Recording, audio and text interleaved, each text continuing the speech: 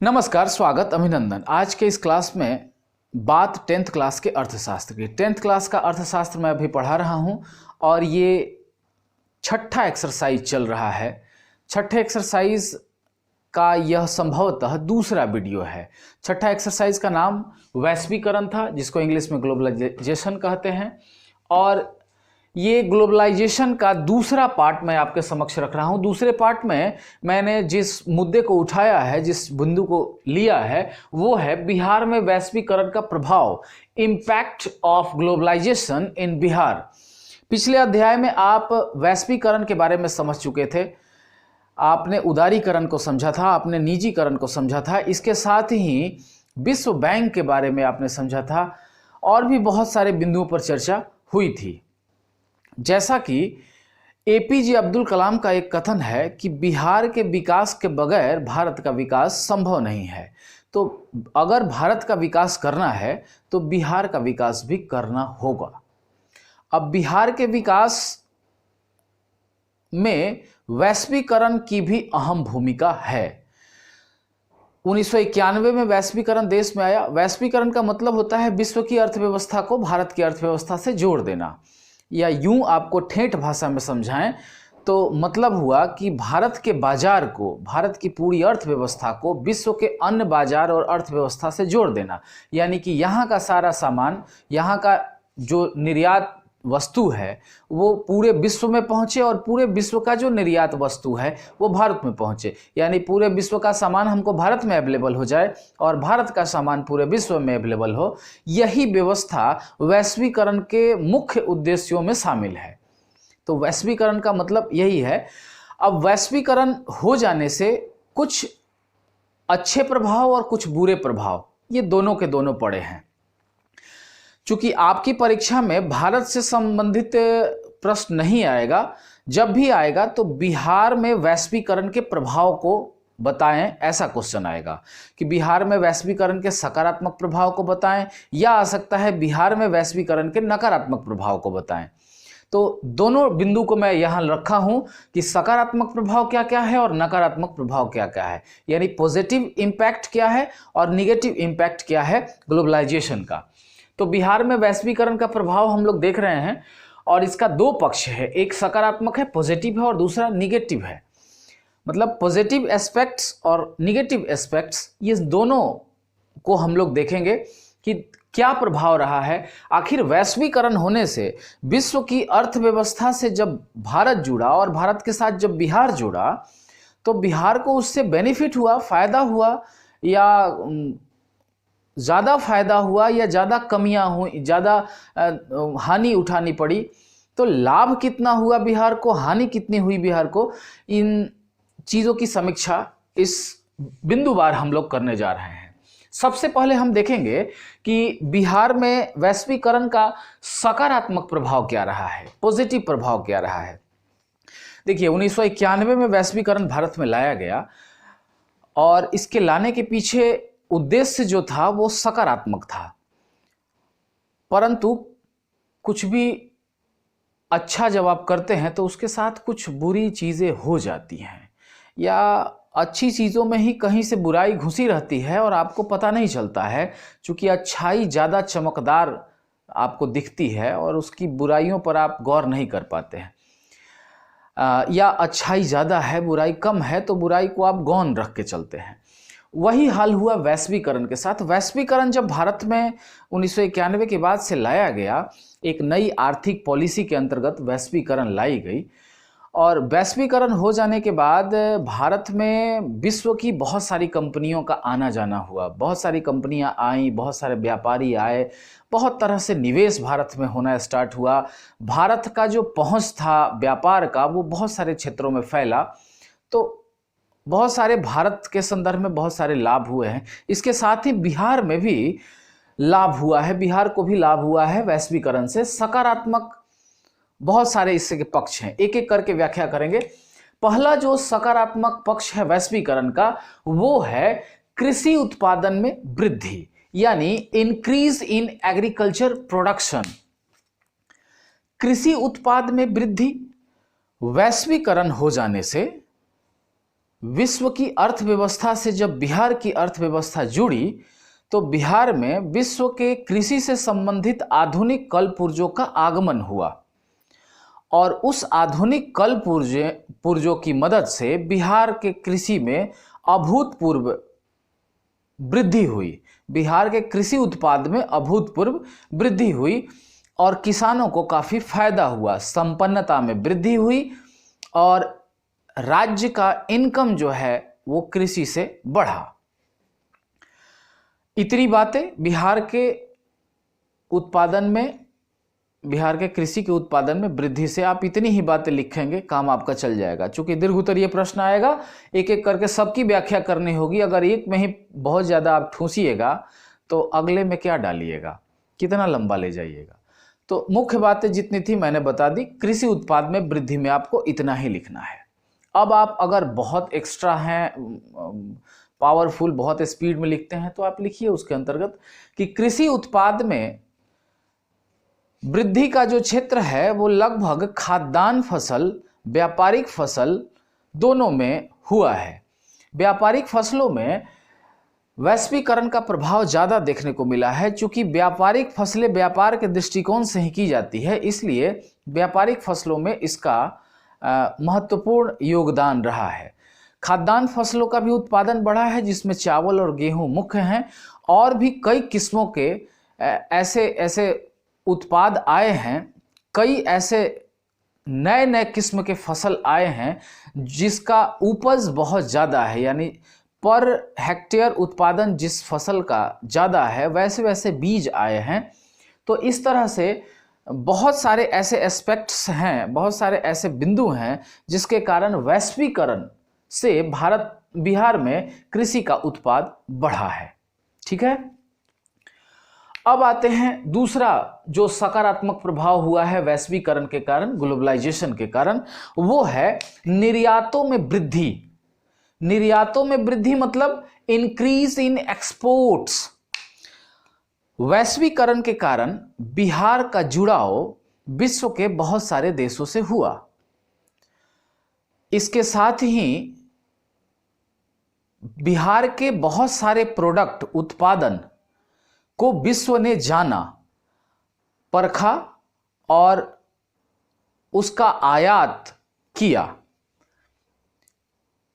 वैश्वीकरण हो जाने से बिहार का मखाना, बिहार का लीची, बिहार का आम विश्व के अन्य देशों में निर्यात होने लगा और बिहार के किसानों को इससे फायदा हुआ, साथ ही बिहार सरकार को भी फायदा हुआ। तो वैश्वीकरण का बहुत ही पॉजिटिव इफेक्ट है कि निर्यात में वृद्धि हुआ है।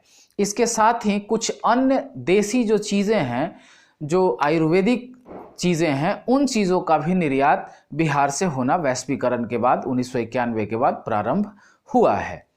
तो ये था निर्यात में वृद्धि। तीसरा जो बिंदु है वो है प्रति व्यक्ति आय में वृद्धि, increase in per capita income. अब चूंकि कृषि उत्पाद में वृद्धि, वैश्वीकरण के कारण कृषि उत्पाद में वृद्धि और निर्यात में वृद्धि के कारण प्रति व्यक्ति आय में वृद्धि हुई, यानी एक व्यक्ति का इनकम जो पहले था उसकी अपेक्षा बढ़ा और इस बढ़ोतरी से बिहार में संपन्नता आई और बिहार की जो छवि थी पहले की अपेक्षा ज़्यादा बेहतर हुई। बिहार के ऐसे जिले जहां से लीची, आम, केला और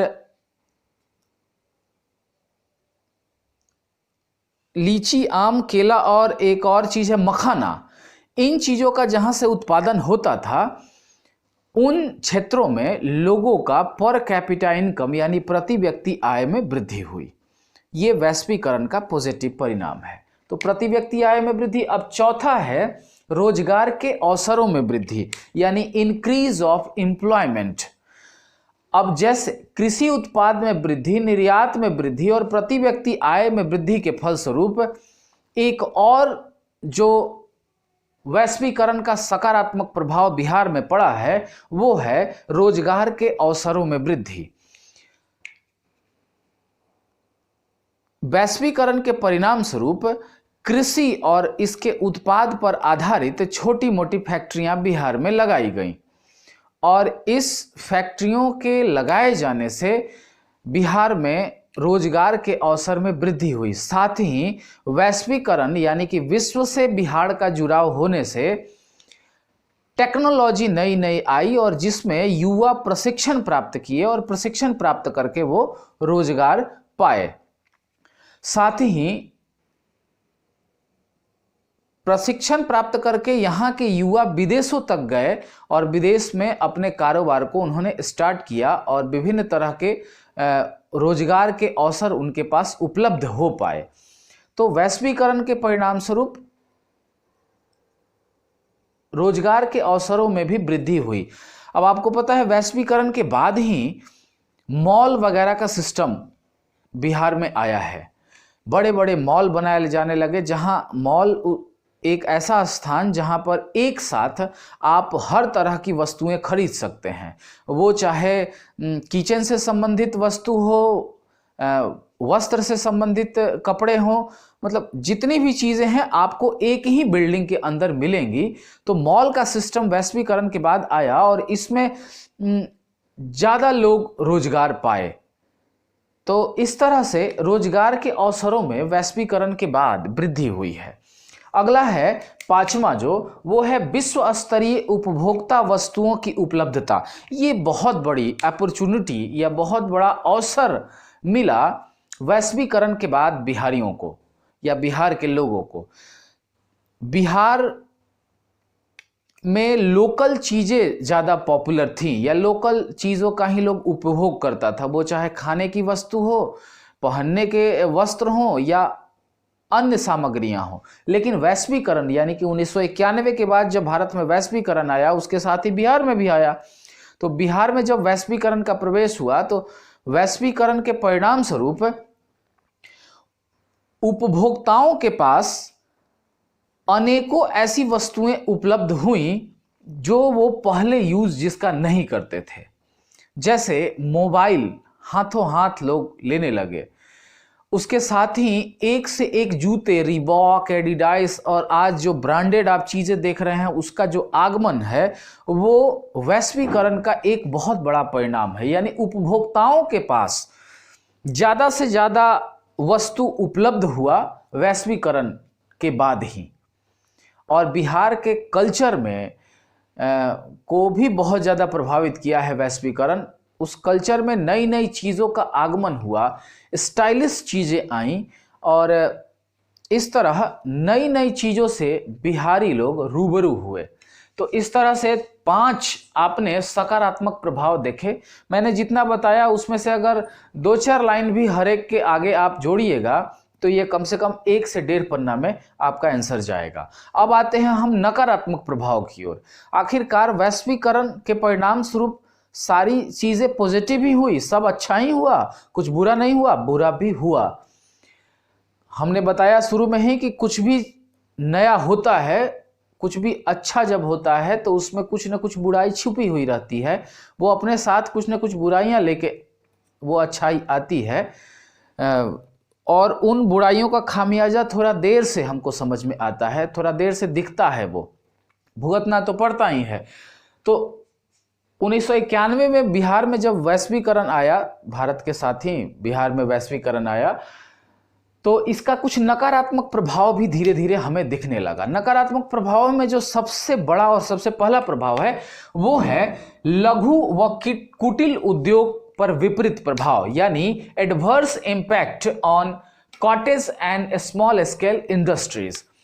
लघु और कुटिल उद्योग जितने थे, वो चाहे मोची जूते बनाते थे, जुलाहे कपड़े बनाते थे, या छोटा छोटा दौरी, मौनी, झाड़ू, इस तरह के जो भी उद्योग थे, जो कुटिल थे, लघु थे, इन दोनों प्रकार के उद्योगों पर बहुत बड़ा आघात पहुंचा वैश्वीकरण के कारण।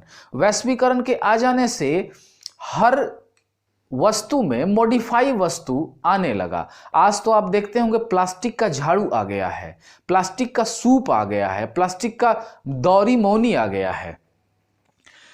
और झाड़ू तो अब वो खजूर वाली रही ही नहीं, किसी भी घर में शायद ही किसी घर में देखने को मिले, नहीं तो खजूर वाले झाड़ू अब लगभग देखने को नहीं मिलता है, फूल वाला झाड़ू ज़्यादा प्रचलन में है।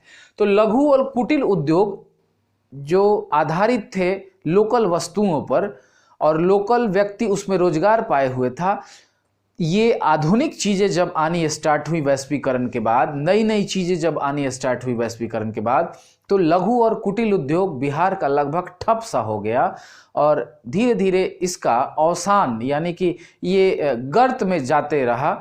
और आज स्थिति ये है कि लघु और कुटीर उद्योग का कहीं कोई पूछ नहीं है, या इनको ज़्यादा महत्व नहीं दिया जाता है, क्योंकि इनसे ज़्यादा अच्छी चीज़ें कम दामों पे या थोड़ा अधिक दामों पे मार्केट में उपलब्ध है। तो ये एक बहुत बुरा नकारात्मक, बहुत बड़ा नकारात्मक प्रभाव है वैश्वीकरण के परिणाम स्वरूप। अगला जो नकारात्मक प्रभाव है, निगेटिव इम्पैक्ट जो पड़ा है वैश्वीकरण के कारण बिहार में, वो है रोजगार पर विपरीत प्रभाव, यानी एडवर्स इम्पैक्ट ऑफ एम्प्लॉयमेंट। रोजगार में कमी आई है। देखिए, जब आप किसी भी चीज, यहां हमने लिखा है सकारात्मक में कि रोजगार का अवसर बढ़ा है, लेकिन जब नकारात्मक लिख रहे हैं तो हम लिख रहे हैं रोजगार पर विपरीत प्रभाव पड़ा है, एडवर्स इम्पैक्ट पड़ा है एम्प्लॉयमेंट पर। अब इसको आपको साबित करना होगा कैसे। तो रोजगार, जितने भी व्यक्ति बिहार में वैश्वीकरण के आने से पहले कुटीर और लघु उद्योग में रोजगार पाए हुए थे, या स्मॉल स्केल इंडस्ट्रीज, मतलब छोटे स्तर के जो उद्योग थे, उनमें जिन लोगों ने रोजगार पाया था और जिन्हें रोजगार मिला हुआ था, या जो छोटा स्किल कोई सीख लेते थे और उस पर आधारित कोई रोजगार खोल देते थे, तो वो रोजगार वैश्वीकरण के आने के बाद खत्म होते गया। यानी कि स्मॉल स्केल इंडस्ट्रीज जो था वो लगभग बंद सा हो गया और जितने भी उसमें कामगार थे उनका काम छूट गया। साथ ही अब बड़ी फैक्ट्रियों का बोलबाला हो गया, छोटे छोटे उद्योग धंधों पर ध्यान नहीं जाता, सरकार का भी नहीं जाता, और लोग भी अब छोटे मोटे उद्योग खोलने में उनको घाटा समझ में आता है, और वास्तव में घाटा है, क्योंकि वैश्वीकरण के आज दौर में बड़े बड़े फैक्ट्रियों के द्वारा बनाई हुई सस्ती चीज़ें मार्केट में अवेलेबल हैं, तो कोई हाथ का हुनर का बना हुआ कोई सामग्री क्यों लेगा। आज ही आप छोटे मोटे स्तर पर अपने घर में देखिए, हाथ से बुना हुआ स्वेटर औरतें बुनती थी। आज परसेंटेज घरों में ऐसी औरतें हैं जो हाथ से स्वेटर बुनती हैं। अब स्वेटर कहाँ से आता है, पहन तो सब लोग रहा है। तो वैश्वीकरण के आज दौर में विदेशों से और कई राज्यों से स्वेटर बिहार पहुंचता है, और ये सस्ता है, इसमें चार्मिंग है। चार्मिंग का मतलब लाइटिंग होता है, खूबसूरत लगता है दिखने में, थोड़ा महंगा ज़रूर है परंतु लाइटिंग है, और मेहनत, बिना मेहनत का आराम से मिल जा रहा है, अवेलेबल हो जा रहा है। अब इस क्षेत्र में जो महिलाएं हुनर पाके, इस क्षेत्र में जो महिलाएं रोजगार पाई हुई थी, वो रोजगार उनका लगभग खत्म हो गया। तो इस तरह से रोजगार पर भी वैश्वीकरण के कारण बिहार में विपरीत प्रभाव पड़ा है। अब एक और जो बुरा इम्पैक्ट पड़ा है वैश्वीकरण के कारण बिहार में, वो है आधारभूत संरचना के अभाव में कम निवेश हो रहा है। बिहार में अब तो नहीं कह सकते, लेकिन एक वक्त था जब जंगल राज हुआ करता था। तो आज भी कमोबेश स्थिति वैसी तो नहीं है, परंतु इंफ्रास्ट्रक्चर आज भी कम है। आज भी पूरी तरह से मरम्मत या आधुनिक सड़कें नहीं हैं। आज भी बिहार की में शिक्षा का जो स्तर है वो बहुत डाउन है, जातीयता चरम पर है, और भी बहुत सारे इंफ्रास्ट्रक्चर की कमी है, बिजली की कमी है, कोई खाद्यान्न नहीं है, कोई खनिज का उत्पादन नहीं होता है, पावर प्लांट बहुत ही कम है या न के बराबर हैं। तो इन चीज़ों के न होने से बड़ी बड़ी फैक्ट्रियां लोग बिहार में नहीं लगा पा रहा है, या बड़ा निवेश जो विदेशों का है वो बिहार में नहीं आ पा रहा है, जिसके कारण बिहार के विकास में वैश्वीकरण के भी इस दौर में बहुत पॉजिटिव असर नहीं देखने को मिल रहा है। तो जरूरी है कि आधारभूत संरचना जो है, सड़क है, पानी है, बिजली है, इन आधारभूत संरचनाओं को ठीक किया जाए, और इनके ठीक होने के बाद ही वैश्वीकरण का सही जो लाभ है वो हम ले पाएंगे और बिहार का विकास संभव हो पाएगा। तो इस तरह से आपने देखा कि बिहार में वैश्वीकरण का क्या क्या प्रभाव पड़ा, सकारात्मक, नकारात्मक। परीक्षा में आएगा तो या तो सकारात्मक आएगा या तो नकारात्मक आएगा, और नहीं तो लघु उत्तरीय प्रश्न करेगा कि वैश्वीकरण के प्रभाव में नकारात्मक सकारात्मक दोनों को बताएं, या वैश्वीकरण के प्रभाव में वैश्वीकरण में सकारात्मक और नकारात्मक क्या क्या प्रभाव हैं उसको लिखें या बताएं। तो लघु उत्तरीय रहेगा तो बस इसी तरह से पॉइंट्स दे देना है, काम खत्म हो जाएगा। अगर दीर्घ उत्तरीय आता है तो पॉइंट्स देके एक एक पॉइंट्स को आप एक्सप्लेन करेंगे, 3-3 लाइन 4-4 लाइन आप उसको लिखेंगे, एक्सप्लेन करेंगे, और इस तरह से ये आपका पॉसिबल हो पाएगा, पूरा क्वेश्चन कंप्लीट हो जाएगा। लास्ट में आपको अगर कुछ क्रिएटिव काम करना है तो आप एक छोटा सा बिहार का इस तरह से नक्शा बनाएं, और नक्शा बनाने के बाद यहाँ बिहार आप लिख दें, और बिहार का इधर साइड से कनेक्शन, यानी कि चाइना, चीन, नेपाल, इधर साइड आप लिख सकते हैं चीन, नेपाल, भूटान, इन क्षेत्रों से वैश्वीकरण के कारण आयात बढ़ा है। इधर साइड में पश्चिम बंगाल वगैरह, या हर तरह से आप दिखा रहे हैं कि चारों ओर से बिहार में वैश्वीकरण के कारण आयात, और कुछ बाहर की ओर आप तीर का निशान लगाएंगे जो दिखा रहा है कि निर्यात भी आसपास हो रहा है। तो इस तरह से आप एक तीर का निशान बाहर की ओर, दूसरा तीर का निशान अंदर की ओर, और तीर का निशान जो बाहर जा रहा है उसको आप यहां पर लिख सकते हैं ये निर्यात, ये निर्यात को सिंबल दिखाएगा, और जो अंदर को आ रहा है वो आयात। तो ये एक सिंबल होगा जो बता रहा होगा कि वैश्वीकरण का ये प्रभाव बिहार पर पड़ा है, या बिहार वैश्वीकरण से जुड़ा हुआ है।